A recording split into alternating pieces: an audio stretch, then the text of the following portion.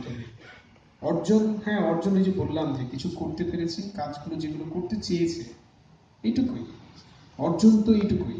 আর ব্যর্থতাই বেশি। ব্যর্থতা কারণ আরো তো অনেক কিছু করবার সক্ষমতা আমাদের আছে, অনেক কিছু করবার যোগ্যতা আমাদের আছে, কিন্তু সে অনেক কিছু তো করতে পারছি না।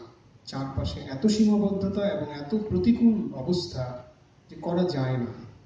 ইঁদুর তো দুপাশের বেড়াই কাটে, ঘরেরও কাটে বাইরেরও কাটে। তা আমাদের আন্দোলন সংগ্রামে কিছু মানুষ থাকেন যারা আন্দোলনকে সবসময় ভয় পান, আপোষকে পতাকা বানাতে চান। আপোষ কখনো কিছু অর্জন নিয়ে আসে না, আপোষ তেলাপোকার মতো বেঁচে থাকাটা নিয়ে আসে। আন্দোলন আমার মনে হয় এই কারণে হচ্ছে না, আন্দোলন হতে পারছে না। আন্দোলন করবার জন্য যে মনোভাব কর্মীদের থাকা উচিত সেটিও তো নাই। একটু ইন্টারাপ্ট করি তাহলে। যারা আপনার অনুযায়ী যারা চলচ্চিত্র নিয়ে কাজ করতে চাচ্ছে আগামী দিনে, ফিল্ম মেকার হিসেবে নয়, চলচ্চিত্র কর্মী হিসেবে, তাদের জন্য আপনার সৎ পরামর্শটা কি? পরামর্শের কিছু নেই, কারণ প্রত্যেকের পথ নিজেই তৈরি করে। আমরা যেভাবে চলচ্চিত্র সংসদ আন্দোলন করেছি, এইভাবে আর কেউ কোনোদিন চলচ্চিত্র সংসদ আন্দোলন করেইনি, কেউ প্রকাশ্যে বলতে পারে। আমরা বিদেশি কোনো সাংস্কৃতিক দূতাবাসে কোনোদিন একটা প্রোগ্রাম করে, আমরা কারো কাছ থেকে কোনো টাকা পয়সা না নিয়ে সংগঠন করেছি, কোনো স্পন্সর নেই। আমরা ইভেন সংগঠনের কর্মীদেরকেও আর্থিকভাবে মানে জবরদস্তি করে যে সংগঠন চালানোর জন্য চাঁদা লাগবে এই করবে, এরকম চাপাচাপি করিনি।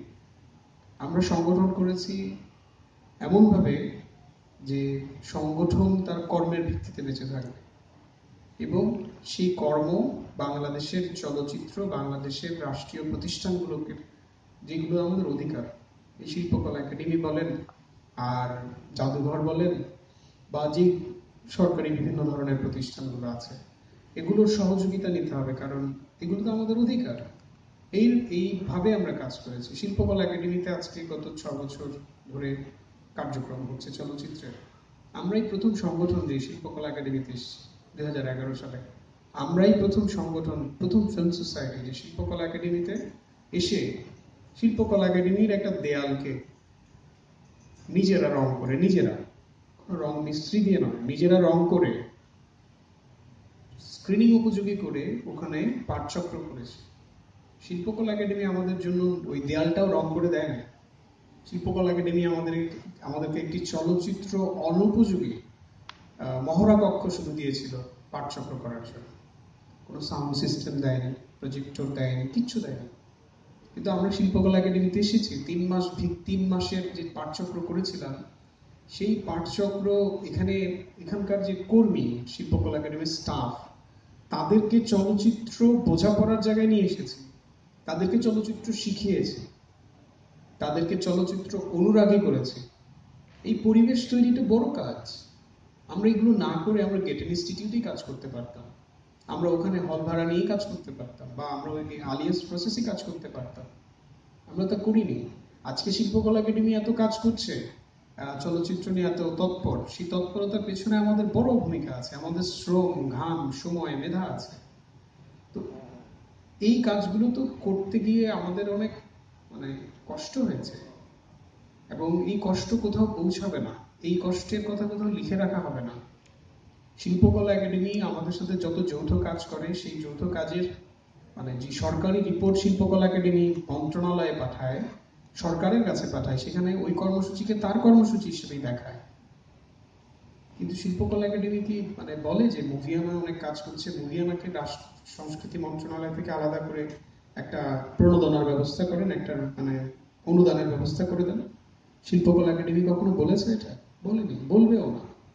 সে নিজের কথা বলবে, যে বলবে যে আমরা এত কাজ করেছি, অতএব আমাদেরকে বাজেট বরাদ্দ দেবে, তাই না? ফলে কাজ করেছি, সেই কাজ কোথায় গেছে, কোথায় করেছে, সেটি কোথাও লেখা থাকবে না, কিন্তু কাজ হয়েছে। আজকের যে পরিবেশ যেটুকু হয়েছে, সেটুকু সহনশীল পরিবেশ, এই মিলনায়তনে বসা, এরকম একটা প্রোগ্রাম করা, এইটি হতে পারছে না। এটি তো কম গুরুত্বপূর্ণ বিষয় নয়, কিন্তু এগুলোর পেছনের ঘাম, শ্রম, ত্যাগ, স্যাক্রিফাইস কেউ দেখে না, এবং দেখে না বলেই আন্দোলন হয় না। আমার সহযোদ্ধারা, আমাদের সহকর্মীরা যদি আমাদের ত্যাগকে বুঝতে পারতেন, ত্যাগ আমাদের যে স্যাক্রিফাইস, তাহলে মানে শিল্পকলা একাডেমি আজকে আমাদের জন্য যতটুকু পরিবেশ তৈরি করছে তার চেয়ে দ্বিগুণ পরিবেশ তৈরি করতে বাধ্য হতো, কারণ সেই প্রেশার তৈরি হতো। সেই প্রেশার তৈরি কি হচ্ছে? হচ্ছে না। কারণ মানুষ মনে করে কি যে এটা তো মুভি আনার কাজ, এটা তো অমুকের কাজ, এটা চিন্তা করেন এটা চলচ্চিত্রের কাজ। চলচ্চিত্রের কাজ যদি ভাবতো তাহলে ন্যাশনাল ফিল্ম সেন্টার, জাতীয় চলচ্চিত্র কেন্দ্র 40 বছর ধরে না হয় পড়ে থাকে। জাতীয় নাট্যশালা হয়েছে, জাতীয় চিত্রশালায় বসে আমি কথা বলছি, জাতীয় সঙ্গীত ও নৃত্যকলা কেন্দ্র হয়েছে, তাই না? বাংলা একাডেমি তো আছে সাহিত্যের জন্য, চলচ্চিত্রের জন্য নাই কেন সেন্টার একটা? কিন্তু আমরা গত 30 বছর ধরে বলছি আমরা যে আমরা একটি ন্যাশনাল ফিল্ম সেন্টার চাই। কোথায় চাই সেটিও বলছি, কিন্তু কি হচ্ছে না। কেন হচ্ছে না? কারণ কেউ কেউ নিজেকে ভাবছেন যে এটি আমার বিষয় না, এটি অমুকের বিষয়। ফলে অমুকের বিষয়টির কারণে দানা বাঁধছে না। এককভাবে আপনি তৎপরতা চালালে আপনার জীবন একটা দৃষ্টান্তে পরিণত হতে পারে। খসরু ভাই, মোহাম্মদ খসরু আমাদের একজন দৃষ্টান্ত, উজ্জ্বল দৃষ্টান্ত।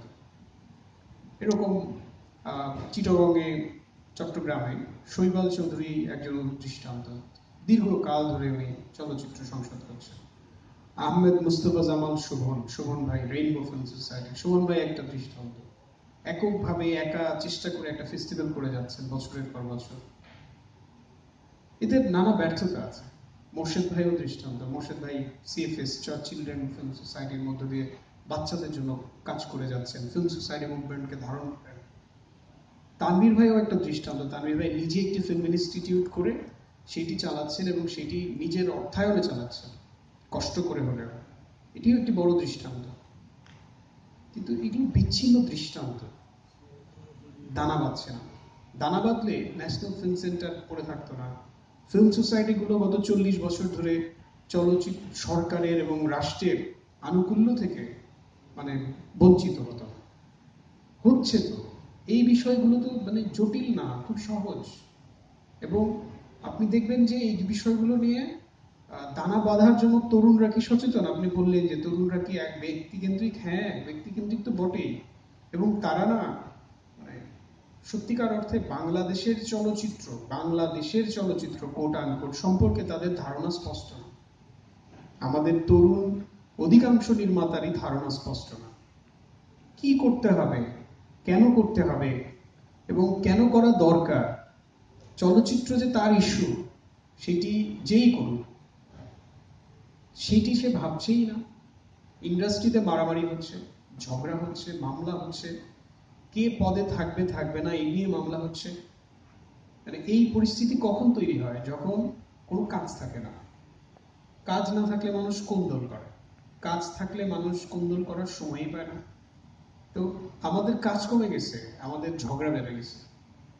আমরা ঝগড়া বেশি করছি, কাজ কম করছি। কাজের ক্লান্তিতে ডুবে থাকলে ঝগড়া করার সময় কোথায়?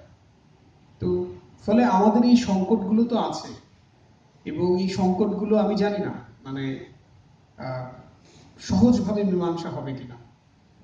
রাজনৈতিক সচেতনতার অভাবের কারণেই চলচ্চিত্রে রাজনৈতিক বক্তব্য নাই। আমরা সব আপোষের ছবি দেখি, আপোষের ছবি সব, আমরা যত ছবি দেখি সব আপোষের ছবি। সেন্সর সার্টিফিকেট পেতে হবে তো, না পেলে তো ছবি মুক্তিই পাবে না। সেন্সর সনদপত্র পাওয়ার জন্য আপোষ তো তাকে করতে হয়।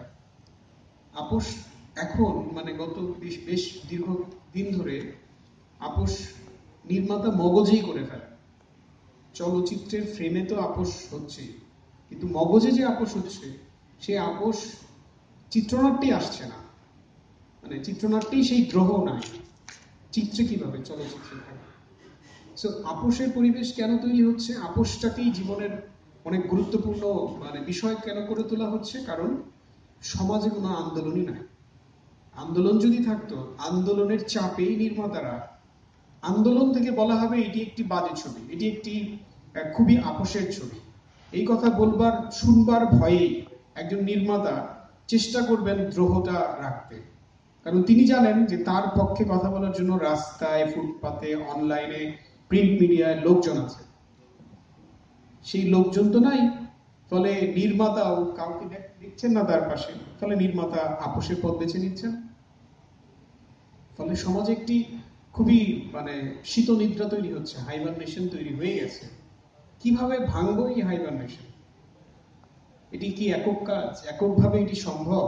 আর হাইবারনেশন আপনি ভাঙতে যাবেন, সেটি কি সহজ কাজ?